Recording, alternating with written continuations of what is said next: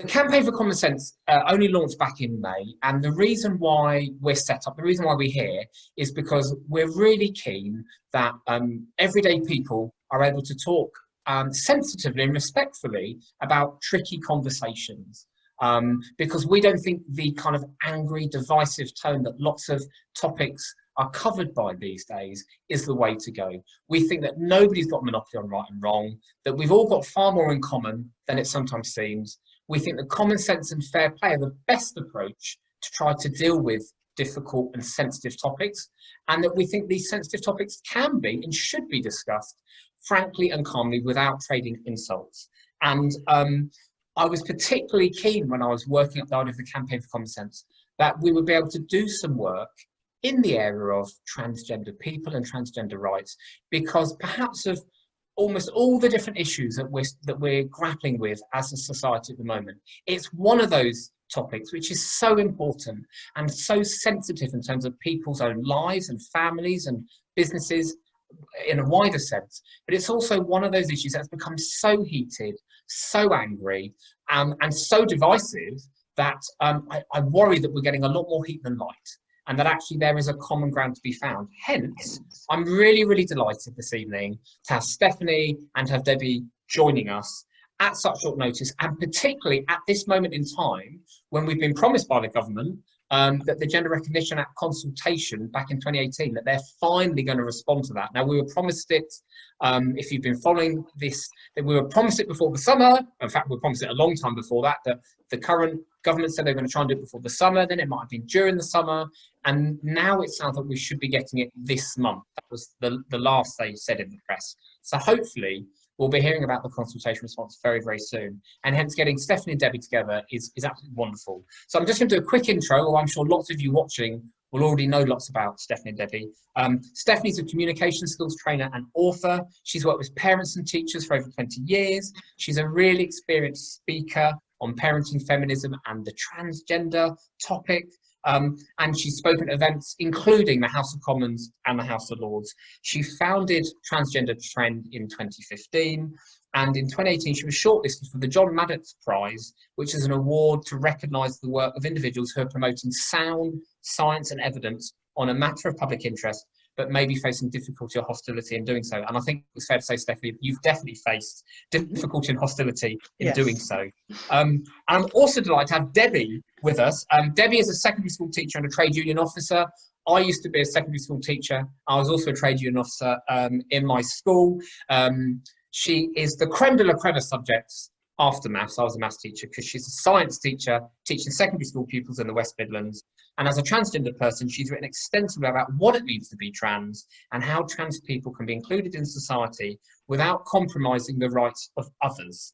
And you can read Debbie's work all across different publications, all across the political spectrum. And every time I've read one of Debbie's articles, it's really got me thinking about the issue, and I've learned something new. So Stephanie and Debbie, thank you so much for joining us this evening. That's more than enough from me now. All I'm going to do, ladies and gentlemen watching from home, I'm going to ask some questions. I'm not the expert here tonight. I'm here to learn probably as much as you are. I'm going to ask some questions, and then Stephanie and Debbie are going to have a conversation between themselves, and including me, to try and get to the bottom of some of these issues. So I'm going to start off with Stephanie first, and then we'll come to Debbie. Stephanie, what was it that spurred you on to get involved in the debate around trans people and trans rights? Initially, because of my work with parents and with teachers, and at that time I wrote a weekly parenting blog, and I started to see, probably about 2 years before starting Transgender Trend, articles in the press about trans kids and children transitioning and their brave parents, etc. And I looked everywhere to see if I could find any information that was fact and evidence based. From parenting websites, child charity websites, that sort of thing, and there was nothing. There was only a kind of celebration of very young children transitioning, and I felt that I had a responsibility as somebody who wrote for parents. I also I do have a personal issue part of this as well, in that when I was a child, I thought I was a boy. I desperately wanted to be a boy, and that lasted well into adolescence. My conviction that I should be a boy. I was really a boy. So I think that's a personal part of this for me, that I can relate to the young people, particularly young girls who are identifying as boys now. And that gives me a sort of personal insight into it. Yeah, thank you, Stephanie. What about yourself, Debbie? What was it that spurred you to actually get involved in the debate the way you have? Well, it is personal to me, being trans myself. Though when I transitioned in 2012, my goals were to keep my job and stay out of the press. And I did manage to keep my job. And for 4 years, I kept my head down, just got on with life, and life continued on pretty much as before. But it was in 2016 when the House of Commons Women and Equalities Committee reported on transgender equality. And in their report, there were two things that shocked me. One was that the protected characteristic they suggested should change from gender reassignment, which is all about giving us the right to do things, to gender identity, which is right to be things. It's much vaguer is what gender identity actually means. And secondly, the recommendation to allow people to change their gender, which is effectively changing their legal sex, without any checks or balances at all. And I looked at that and I thought, we do have lots of rights as transgender people in this country, but what's more important is the acceptance we have in society. Mm-hmm. And that acceptance comes from trust and confidence. And I saw these proposals as likely to damage that trust and confidence. And I figured that I needed to start speaking out on this. Thank you. So now let's move. So we've talked about already about how heated and polarized the trans debate has become. Now, confession, I'm very new to engaging with the details of this. So I haven't been involved on this level for very long. So, can you explain to me and to the people watching, why do you think it got like that? And do you want to start us off, Debbie? And then Stephanie, do you want to jump in when it feels appropriate? Why has it got so heated and angry? Well, it is a debate about identity at its root. And one of the central pieces of dogma which we keep hearing is that trans women are women. We keep hearing that. And I guess it's, what do we mean by men and women? How do we actually divide society into men and women? And there's two ways of doing it. One is by biological sex, and one is by this metaphysical concept called gender identity. And you can't do both. And it becomes an all or nothing. It's which camp do you sit in here? There's no room for compromise there. We can't have a bit of one and a bit of the other. And the debate then became very, very polarized and very heated when people felt that it was, especially when it was impinging on them personally. Stephanie. I think it's part of a wider recent development, I think, where any argument gets instantly polarized. So Brexit, COVID, whether to wear masks, immediately you're on one or other extreme side. And I see that happening quicker and quicker, where we take our side and then we lump an awful lot of other things onto people on the other side. They're right wing, they're religious, or they're bigots, or whatever it is, and then we become more and more polarized. And I think that's the ability to sort of critically analyze and have nuance and look at things carefully seems to have gone recently. But I think that for this issue more than anything, and I think there are certain factors in this issue, I think actually this issue has built up to become polarized more slowly than other issues, to be honest. But I can speak on behalf of women, certainly, why women feel angry is because women haven't been listened to, women haven't been consulted. And we know that there's a global trans rights movement that has been talking to policymakers behind the scenes for many years now, and we have not been included in that. So women's rights have been ignored. But having said that, I think most women, feminists, when I see, there's a few angry ones, some might be quite rude, some might be quite direct and insensitive, but there's nothing like the bullying and abuse and harassment that women have had over this issue. It's beyond anything that I've experienced before. I think my colleague James and I have been really taken aback the last 48 hours, even since we announced we were doing this webinar. And we know that social media is not real life. We know Twitter is not representative of the real world. However, I think it is indicative of groups of people in the real world. And it's been really quite telling, the vitriol with which people have responded. And again, it's interesting you say that, you were saying, Stephanie, that people then trying to attach other labels onto you. I chuckled when I read that the Campaign for Common Sense must be one of these evangelical right-wing Christian fronts. I thought, gosh, if I only knew about the impact that becoming an atheist had on my personal life over the past, they wouldn't be so quick to say that. But that's not remotely anything like you guys have faced. So okay, so we accept it to become heated, it becomes very, very polarized, perhaps like other issues, and yet there are people within that debate, aren't there, that can agree on lots of stuff but also disagree on lots of stuff, and that's something we're really passionate about. A Campaign for Common Sense, about trying to find what that common ground is, but then also where people don't agree, saying that's okay, let's disagree nicely. So I know you guys have sort of debated trans issues before in terms of the kind of stuff you've done. So can you guys share with us now like some of the things you think you probably do agree about in the transit area, and then also some of the areas where you guys disagree, and how you work through that? Stephanie, do you want to start us off this time? Well, I think Debbie and I both agree that a woman is an adult human female, that the woman has a definition, and that women's sex-based, biological sex is important, and that women's sex-based rights and protections in law should be maintained, and they're important for women for reasons of privacy, dignity and safety.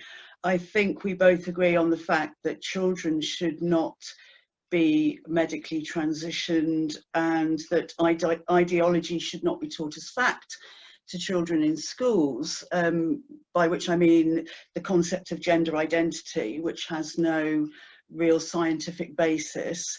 I think we both agree that self-ID is a terrible idea, and that it's a really unprecedented idea, and it would erode rights of other groups, women in particular. I think we both agree that children should be recognised and protected as children, and shouldn't have any adult political or ideological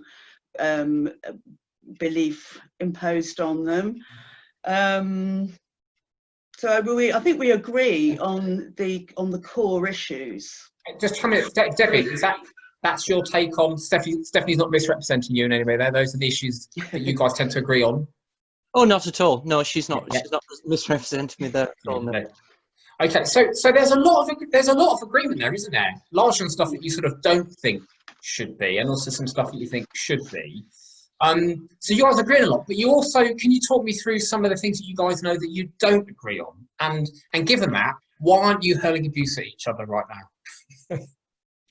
I think that it's probably, when you drill down into the details of what all that means, that I would come from a position of protecting the rights of women and protecting the rights of children, and Debbie's emphasis is more than mine, protecting the rights of trans people, although that's very important to me. I think trans rights are human rights, and trans people should not be discriminated against or experience that kind of prejudice in society. I'd like to see that gone, but because Debbie is trans, Debbie has is more familiar with and knows what's important as a trans person, so would put the emphasis more on that side. Would you agree, Debbie? Yeah, I think that's very fair comment, Stephanie. It's not that we our core principles, I think, are similar, and our beliefs are similar, but it's the point of view we're coming from slightly different points of view. So that for me, I'm in this debate to protect trans rights at a time when we are coming under a lot of pressure from society. I don't think it's caused by I think some of this comes from the fact that we're that society is unsure how to fit us in, and we need to talk, and we need to look to how we can be accommodated, rather than making egregious demands that society must do this and society must do that. I'm very keen to look for improving society for trans people.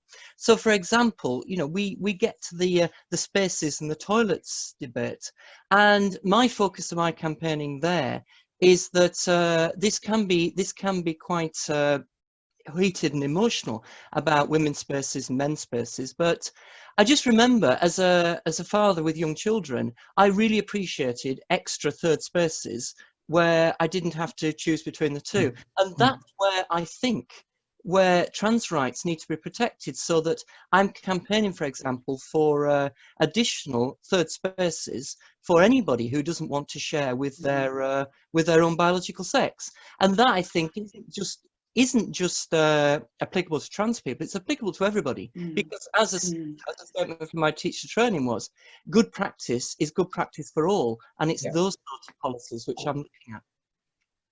Okay, so and now I'm going to cautiously ask you guys to sort of maybe speak on, you know, other people involved in the trans debate. So if one were to just go by social media or what you see in the headlines, it would feel like there is this massive polarized debate that everybody's either on one side over here or one side over there. You've been involved in these issues, working with people, debating with people for years now. Is it really as polarised as it might seem in the media, in your experience, or is there more common ground than maybe it might seem? I'll go to Debbie first on this time, and then we'll come to Stephanie. There is lots of nuance in the debate. Nobody I've met has the same position as somebody else. Everybody has their own unique position on this. But we're working in the context of an overall debate that is so polarized, it's very difficult to perceive the difference between people's positions on this. So that all that you see is two separate camps. But when you talk within those camps, there is a lot of differences of opinion, and it's on the importance, certainly the importance of different parts of the campaign. What is important to different people, trans inclusion as well. You know, about being included, because what I perceive, you know, from people I campaign with, you know, and I'm happy to campaign with people who think totally differently, to people who want from women, for example, who want to include me in every group going, and there's those who want to exclude me from what they see to be single-sex groups. But what we try and do to try and make progress is to look for specific issues where we can find common ground to campaign together to advantage both sides. Stephanie, what's your take? Do you think there's more common ground and nuance than we often hear? Well, I think there's a lot of misrepresentation, certainly speaking from women's side. There's a lot of misrepresentation of women's views that, as I said before, I think most women are absolutely supportive of trans rights, but women are fighting to maintain and retain women's rights, sex-based rights and protections that we see are being lost in, you know, gender-neutral toilets, prisons, refuges. You know, down near where I live in Brighton, there are no women-only support services for rape victims anymore. Nowhere in Brighton can you go and get a women-only service. And that doesn't mean the campaigning for that does not mean that we don't respect trans people's rights, but it's actually the fight is to protect women's rights. So it's difficult to say. What I think what's happened is that there's such an aggressive movement, a trans lobby movement, that any of, you know, I think, and the organisations don't help in, you know, I think organisations like Stonewall and Mermaids and all of should be providing a platform for this debate to happen and to you know, to talk about it. And I think the leadership is not there from the trans side, and as Debbie said, I think that does actually a lot of harm, and it also makes other people more concerned about being able to hang on to their rights, because it seems that that the people who are being listened to are from these organisations. So it's difficult to know what the sort of general public think. You know, you look at comments in under newspaper articles, and you wonder how much ordinary people who are not involved with this really know about it and really know the facts. So it's a difficult one to say, but I think, I would say I think most people are fairly reasonable, and I think most people are accepting of difference and accepting of trans people. And I think, the issue is with male violence, that you get transsexuals have been attacked, or have been, there's been aggression shown by men who are threatened by, masculinity, and I think it's often homophobic. They assume that a man in a dress is gay. But I think, that needs to be dealt with. That kind of prejudice, it really needs to be dealt with, and that's a sort of separate issue. But for the main, I think people are very accepting generally. And it's so that nicely brings us on to the next thing I want to talk about. So both in my own personal life and professional life, to respect people's privacy, I won't go into details. I've been really blown away that where trans people have come out, as it were, or people have made a transition or wanted to change their identity, I've been blown away at how sensitive virtually everybody around them has been. How much people have bent over backwards to, even if they don't understand what's going on, to try and be kind and helpful. You know how like families fudge their way through things, don't they? And I always say like a school is like a family, isn't it? And when we were doing the research to launch Campaign for Common Sense about a year ago, we carried out quite a lot of focus groups and polling to investigate different issues. And again, when the trans issue came up, people were at pains to say, how they wanted to be helpful and they wanted to be inclusive and sensitive, but they were worried about how to go about doing that without sticking their foot in it, hence having a conversation like we're doing tonight. And I particularly saw that when I was a teacher, when I was a head teacher. And I have to say, I'm really pleased we're talking about this tonight, the number of teachers that have privately contacted me in the last few weeks, and particularly in the last 48 hours when we announced we're doing this webinar, because they're so concerned about how they can even talk about this issue in the school, where maybe there are lots of children saying that they're saying they're trans, they're identifying as trans, and they're worried that they don't even know what they should be doing, let alone just debating whether they should be doing it. So sorry, that's a long convoluted way of coming on to our next question, which is, the debate around how we support trans kids is really tricky and sensitive. I'm going to start with you this time, if it's okay, Stephanie, and then come on to Debbie. What does the law say on this? Because there's a lot of confusion. So what does the law say on how we should be supporting students in school? And what else do you think schools should be doing when they're working with young people? And what should they not be doing, do you think, as well? So what does the law say about what schools should do? What anything else you think they should be doing? Is there anything you think they shouldn't be doing? Stephanie first. Okay, so the law protects children as adults under the protected characteristic gender reassignment. In fact, that protected characteristic protects transsexuals. There is a question here about whether that protected characteristic, it should be applied to children, but it's slightly odd to apply it to children, because you don't say, here's my daughter, she's a transsexual. So the change of the language to transgender has come in, and I think that's really muddied the waters, because you can say that, you can use that word about children.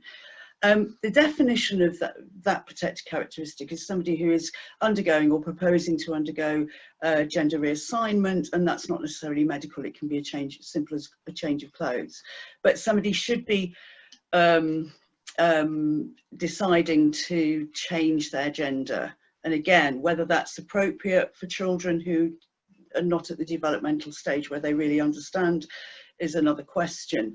But the mechanism of that word transgender is used for children, I personally don't think the word transgender should be applied to children, because it's an assumption of outcome, because children are developing, and around 80% of prepubertal children will grow out of those feelings during puberty, and the overwhelming likelihood is that they will become gay, or they will become heterosexual without gender dysphoria, without any problem. In other words, they'll become reconciled to their biological sex, and in fact becoming trans is the least likely outcome. So we're making a presumption of outcome by calling a child transgender, but what that means is actually the word transgender, I think, gets in the way of what we're actually saying, which is we're telling a little boy, yes, you are a girl, and we're doing that from adults, from teachers, parents, and adults in positions of authority will be saying that, will be affirming to a little boy that he is, you know, literally a girl, and that's a different thing again. That goes one step further, and of course in doing that you are teaching every other child that a girl isn't a young female, but a sort of abstract concept or a personality type, and it's obviously based on gender stereotypes. So I think I think what teachers need to know is that what was the globally accepted approach to children was called watchful waiting, which didn't mean do nothing, but it meant sort of investigate why a child was feeling like that, look at the family, look at the background, look at the individual child, and to create an environment where that child is accepted for how they dress, for how they present, for their personality, their interests, etc., but not push the child in any direction. For me, affirmation has come in, and affirmation is an approach which is driven by activists, not through clinical evidence, and that is an experimental approach, and there is no evidence to support that approach in schools. But that leaves us with the question on how we should deal with these children. I think teachers actually know how to deal with children who are different, children who don't fit in, children who have some form of difference. The teachers are actually very experienced in being compassionate and in safeguarding and looking after children, and should trust themselves a lot more in being able to have an adult approach towards a child in this area, that it's not such a difficult or unusual thing for a little child to state that they're the opposite sex. So I think teachers should have more confidence in themselves for being able to deal with it. In fact, there isn't the sort of specific guidance on exactly what you should say and how you should be with these children. We're waiting for a national guidance to come out still. Yeah, Debbie, can I bring you in there? Again, what's your understanding about what the law says or guidance says currently about what schools should be doing? Is there anything you'd add there?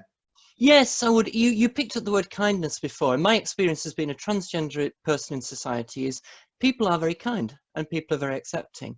There's another word though, is safeguarding, and especially when it comes to schools, kindness and safeguarding are two issues, but safeguarding must come first.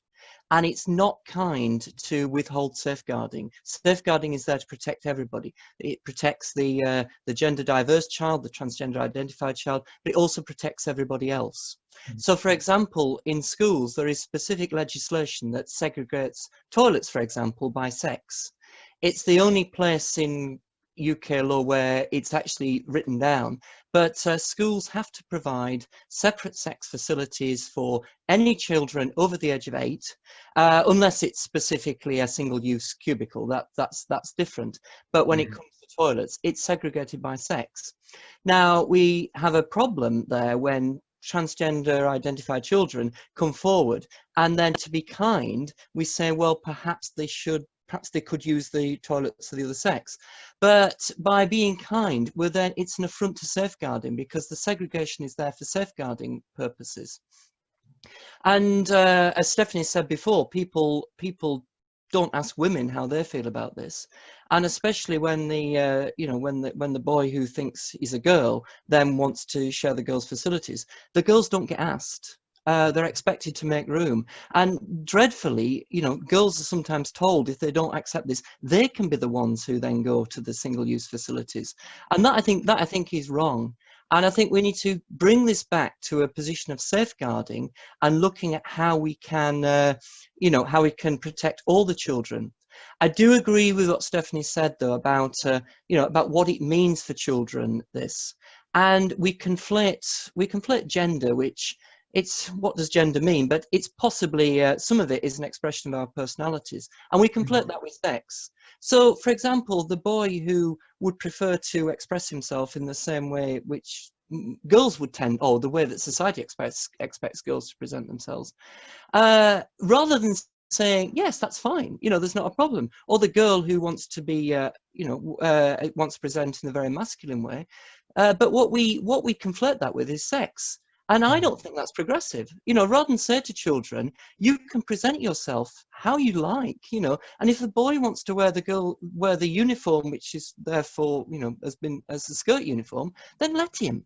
But what I fear is we're then saying, well, if your if your personality is this, then you're really the other sex, and that is not progressive. And in fact, it's just as regressive as where we're coming from, because it's taking the boy out of one box and putting him in another. And really, we could be freeing people from those stereotypes. Thank you. And again, for me, when I think about my experience working in and with schools for nearly 20 years, one of my worries is, because we're trying to be kind, as you put it, Debbie, we're going to end up asking pupils to do stuff they're uncomfortable with, and in them that actually makes it more divisive. It actually upsets more children. It doesn't help the trans children who we're trying to be kind towards, and actually it sets the whole cause of kindness and tolerance and getting on back further. It's actually counterproductive. And I often say to people, if the kind of guidance that was potentially being proposed by the Crown Prosecution Service and other people regarding the use of spaces, that were suggesting that children that were uncomfortable with trans children coming into their space should remove themselves, that would have done more than anything, I think, to cause division and upset across the whole country. So I'm really glad that got clarified. And actually that leads us on now to the final question for now. And please, people watching, if you've got any questions, submit the questions through the Q&A button, please, because we're going to go to those questions in a minute. We're expecting the response from the government to the Gender Recognition Act very soon. What do you hope they're going to say when they give their response to the consultation? Debbie, if you can give us like 60, 90 seconds on that, and then I'll come to Stephanie. We need confidence, and we're in short supply at the moment. So the key features that I'm looking for is to maintain the medical reports. That is not to allow self-identification. Those medical reports provide credibility to the system, which we rely on. But there's other parts to this. The fee is often specified as something which is very expensive. It isn't. It's £140 and pays for costs. People who are on low incomes get that refunded. So I'd keep that fee. But another part of the cost is those medical reports themselves. I think they should be an NHS service and free, and that would give the NHS some control over them. There's another aspect to the Gender Recognition Act, is also something called the real life test, where a transgender person is to show they've lived as the opposite gender for 2 years. I think it's sexist, and I would replace that with what's called a period of reflection. So you need to put your application and then come back at a certain time later and see, are you still want to do this? But the key feature for me are those medical reports, which provide security and provide confidence in the system. And without those, I fear that the whole process of gender recognition society will lose trust in it. Thanks so much, Debbie. Stephanie, what would you like to see? Yeah, I'd like to see the statement or the leak before the summer. I'd like that.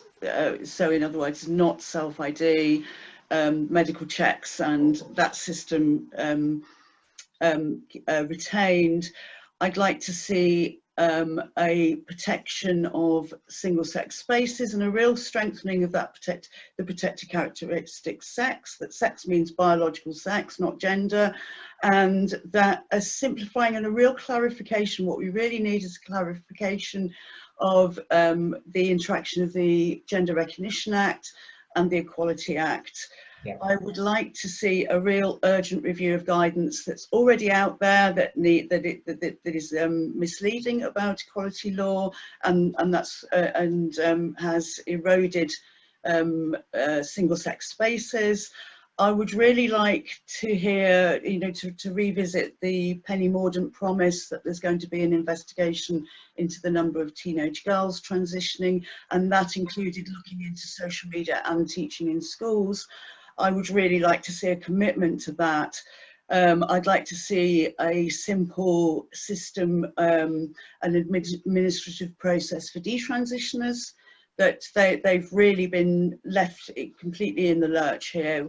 And if they are going to make an announcement about conversion therapy, I would like to see them make a distinction between sexual orientation and look at gender identity separately and not include that in any ban on conversion therapy. Wow, thanks. That's quite a shopping list there. So Liz Truss, if you're listening, we look forward to seeing some of those when that comes out. We're going to move on to questions now from the audience. And just so you guys know, it's not that I've been getting bored because I've been looking down at my phone. That's where the questions are coming through. So first question, and we've got loads coming through, so try and keep them brief if you can, but you're the experts. First of all, one from Luca. Should hormone blockers be given to children? Stephanie, your response first. Well, yes, Transgender Trend is intervening in the upcoming case, which is Kira Bell and a mother of a teenage daughter who are questioning that in court. And my view is that children are too young. The medication has really devastating irreversible results, and including infertility, that issue needs to be re-examined. I don't call for a ban on puberty blockers, but we should not be doling them out as we are. And I think it should involve a court looking at individual cases if those cases are extreme. But I think no, that we need to be extremely cautious about giving medications with such serious irreversible effects to children under the age of 18. Debbie, what's your view on this? No. Shouldn't be doing it. Okay, brilliant, thank you. Oh, okay, so a question here from Jules. How would you explain, or how do we explain the massive increase in girls who now identify as boys? Debbie, do you want to say anything about that first of all? Well, there is a social contagion going on, we have to admit this. In research that has been done, Lisa Lippman's research in the US, which she has come under an awful lot of bullying and abuse for, found that 70% of girls who identified as transgender had other girls in their friendship groups who also identified as transgender. And this has never been come before. The old joke used to be, transsexualism was a lot of things, but it wasn't catching. But this appears to be catching, and it has all the hallmarks of a craze that is going around girls of that age who perhaps don't want to go through puberty, perhaps see being female as being restrictive in some ways. But I'm not female, so I hesitate to say too much. But as a teacher, I do know the struggles that children have growing up, and this seems to me to be a reaction to those growing up struggles rather than anything we have ever seen before in how people identify as transgender. Stephanie, could you explain to me about the change there's been in the proportions of boys and girls identifying as transgender in recent years? Can you talk us through that as part of your answer? Yeah, so it changed around 2011. Before that, there were around 50 up to 100 referrals to the Tavistock Clinic per year. Most of them were boys, and then it switched over from about 2011, and now it's about 75% girls, and around 80% of them are teenage girls. So if you look at the increase in 2009 to 10, there were 32 girls referred to the Tavistock In 2018 and 19, there were 1,740, and that is a 5,437% increase. And we haven't even really begun to look at why, and it's not taken seriously.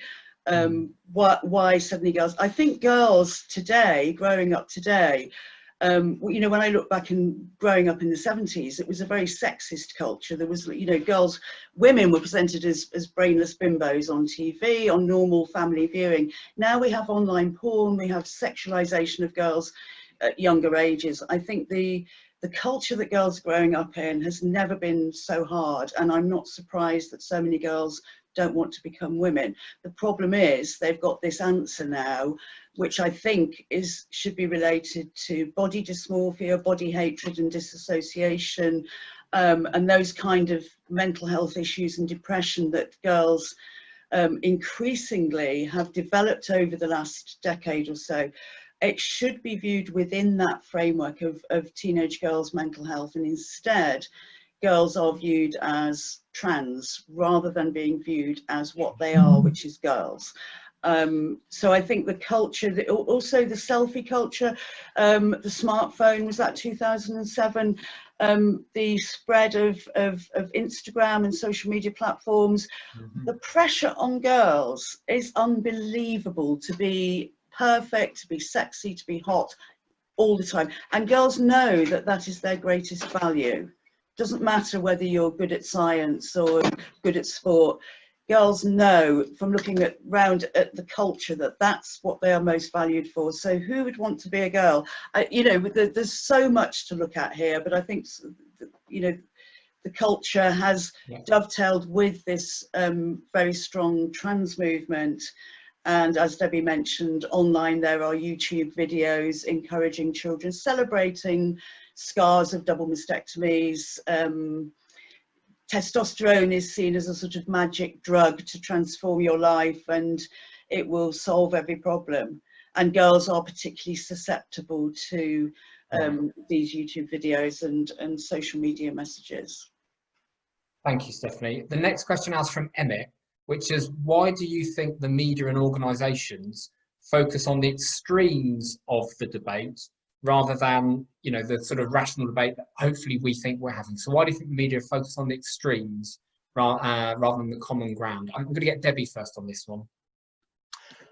I'm not sure they have been extreme, and I think there's been very fair representation of transgender people. I think because the debate is so polarized, even when a journalist tries to provide a balanced piece, people see what they don't like about it than what they do like about it. Okay, what would you say, Stephanie? Yeah, from my point of view, I think the media have been captured as much as anybody else. When you read reports of you know, women committing rape or her penis, and you think the freedom of the press in this area, even the press have been subdued into using the language of the ideology rather than using correct facts. And as you know, the media's job is to report accurately. I think this is really you know, it really dangerous in some cases, really misleading people, and there are all sorts of issues behind that. But I think I can't quite believe how obedient the press has been in jumping to use the language that's been demanded of them. I wonder if it comes back to the point that Deb was making about that desire to be kind, isn't it? We all want to be kind and inclusive, and hence we've been encouraged, haven't we, in a whole load of areas, including the trans area, to go with what a lot of activist organisations say is the kind way to do it. And because we don't understand it, most of us don't understand the details, you know, ourselves, do we? Because we're getting on with our lives and whatever. We will tend to go with what the experts, in inverted commas, are telling us, won't we? Got a really good question here from Douglas. Can either of you recommend any documentaries or other media that you feel fully explains trans issues from the trans perspective? Anything you want to start with, Stephanie, and then I'll go to Debbie. From the trans, well, maybe Debbie should go first. From the trans perspective, I really struggle about that because a lot of the documentaries that have been brought out are very celebratory, and without really looking at the proper issues that are there that trans people face. Right. There was a really good documentary that a director called Ollie Lamberts made 2 years ago, Trans Kids, It's Time to Talk. And there were several trans people involved in it. I was one of them. But when I watched the other people, it gave such a variety of different experiences there. It was focused on young people, but people who had transitioned, people who were transitioning, somebody who, you know, but all through there was a kindness, but as well an honesty about that programme. So it was a programme for Channel 4 shown in November 2018, Trans Kids, It's Time to Talk. Thank you, Debbie. If it's okay, I'll go on to another question now. This is quite a strong one. It's from Rush. Should the Tavistock Clinic be formally investigated for potentially causing harm? Stephanie, do you want to start us off on that one? To be investigated. Well, they are going to be appearing in court, so they are being legally challenged. Yeah. And at the moment, there is an investigation into the NHS service specification for gender identity services for children and adolescents, led by Dr. Hilary Cass, which I think is really, really important. I don't want to go in my position at the moment. I don't want to talk too much about the Tavistock. I think there are certainly questions, really serious questions to be asked. And I think the other side of the court case, I could talk about that more, but at the moment, I'd rather say I Fair think enough. there are so many questions that need to be asked about this whole area within the NHS. So I'm glad to see the investigation going on, and I think there's more to come. Debbie, do you feel there's particular areas of either the Tavistock Centre or the more general provision that we need to look into further? Well, yes, Stephanie's the person to talk to about the children issue. My own experience is with adult gender clinic services. And what the issue there is are the incredibly long delays that people are suffering. It's appalling when people are being referred by their GPs and being basically told 3, 4, 5 years to be seen for a first appointment with a psychiatrist. And from experience, when you know, when my mental health collapsed, I needed to see a psychiatrist who was experienced in the issues that I was struggling with, not to be put on a 3, 4, 5 year waiting list. That's inhumane, and it leads to people not seeking help from qualified medics, but seeking self-help, mutual help, which is it's not good. And people are going to quacks, they're going to support groups, but we need to be looking at properly funding those services. Thank you. And so just make another point there about children, which I think I can say, is that we really need good mental health services for children who are on the waiting list, because at the moment there's a very long waiting list for children to go to the Tavistock, and while they're waiting, I mean, some children desist, but actually the underlying health issues are not addressed at all. It seems that as soon as a child says I'm transgender, that's it, and that's the reason for all their problems, and therefore they need a gender clinic. And in fact, there are often underlying mental health issues and suicidality. Now, if a child's feeling suicidal, they need professional support, mental health support. And that's what's not being provided for children. There should be all sorts of programs and locally based services within CAMS to help children with those mental health issues while they're on the waiting list. And I think if that was the case, we'd see a lot more children not ending up going to the gender clinic at all. So it feels like more health system capacity, if you like, earlier on, and then also in terms of the transgender support further on. Can I just come back, because mental health support in society is underfunded and the provision is dreadful. And I've heard anecdotal stories of children presenting at CAMS with multiple issues, and then as soon as gender becomes part of it, that CAMS then see that this is something they need to refer. So children are not being supported in any of the other issues because they're being referred for gender services. Thank you so much. Listen, I'm going to come in with my last question now, because we've only really got 5 minutes left. I'm so grateful for your time and for everybody that's watching. So just to say, for all of you that have sent in questions, I'm sorry we haven't got through to all of them. Maybe we'll be able to come back in written form and publish them at some point. But the final question I wanted to ask, given that you know, the theme for tonight was around finding common ground, and I think someone's commented actually through the Q&A system, it's been really lovely to see a lot of agreement on stuff as well as a bit of disagreement around the edges. How can we take the heat out of the debate and find more common ground from here on? It's such an important issue, but how do we take the heat out and find more common ground? Do you want to just start off, Stephanie, for a minute or so, and then Debbie, and then we'll wrap it up? Have the debate.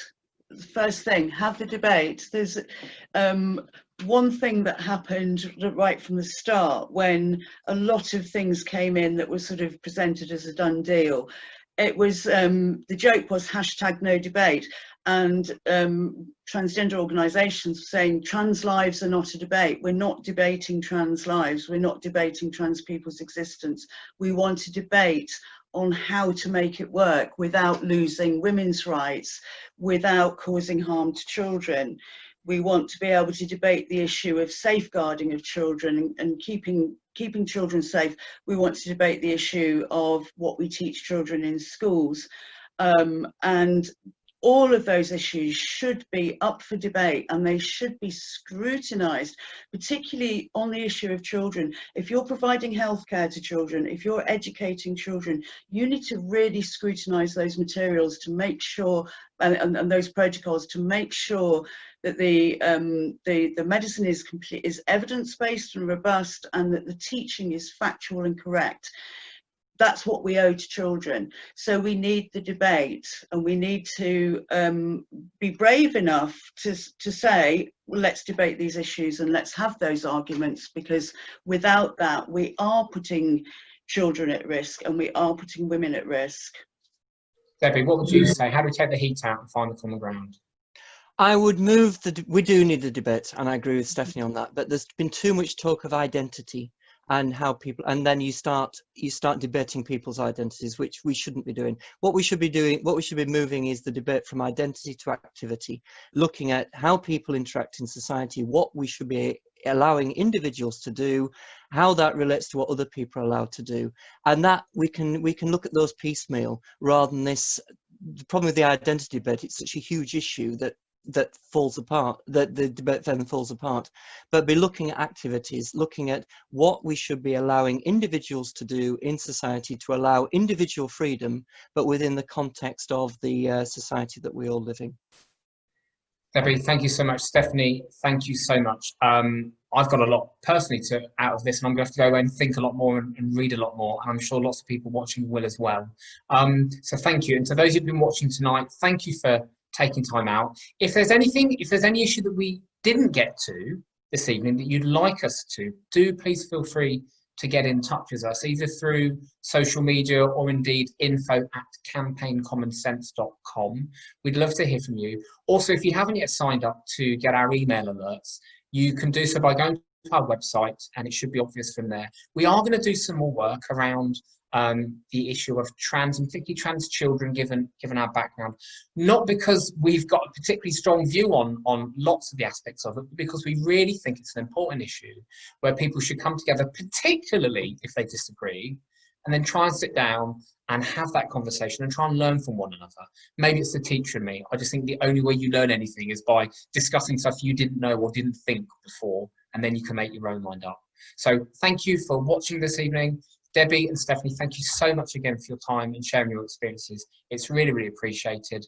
Everybody have a lovely evening, and here's hoping that we do hear back from the government about the GRA consultation very, very soon, because I think the sooner we get some clarity, as both our speakers have said tonight, the sooner we can move this debate on into a healthier direction.